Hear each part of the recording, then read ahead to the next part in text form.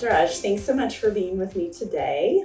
You lead our risk and regulatory controls offering, and you work with many of our large tech clients. So across all the lines of defense. So I'm curious to hear what you're seeing in terms of trends in the technology industry. Mala, thanks for having me. When we think about technology companies over just the past 5 to 7 years, there's been a significant shift in focus around risk and compliance.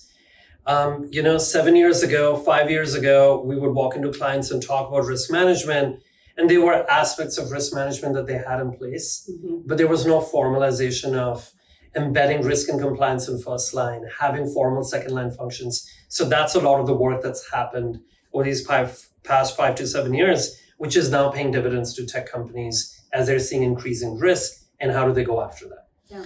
Obviously, everybody's talking about AI and, infusion of technology in risk and compliance as well. So we're seeing greater focus on leveraging AI, but AI also creates more risk. So there's focus around how do we manage the risk around AI. So a lot of tech companies are focused on that. Yeah. And, the core risk focus has also changed. Cybersecurity, privacy, data center risks, cloud compliance. These were important topics that were included in a long list of risks and compliance areas, but now there's core focus around it. There's cybersecurity focused risk assessments happening. Boardroom topic is around cloud compliance with a hybrid cloud environment that a lot of tech companies are focused on.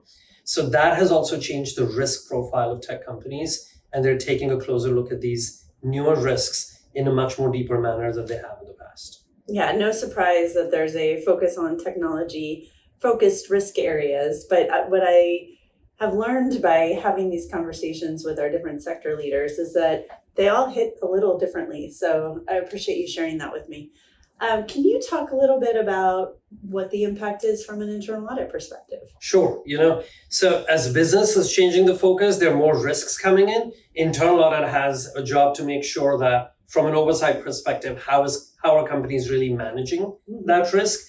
So first and foremost, how is internal audit adopting artificial intelligence and all the tools available now that they weren't, a few years ago? So internal audit is changing the way they embed AI in execution of risk assessment, execution of audits, even reporting. So there are aspects we're starting to see. What that is also doing is freeing up bandwidth of internal audit to, instead of spending hours and hours doing some manual kind of audits. Yeah. Now with AI, actually being more strategic advisors to the board and the business, because now they're not just assurance led, they're actually trying to be more strategic advisors. So that's one thing.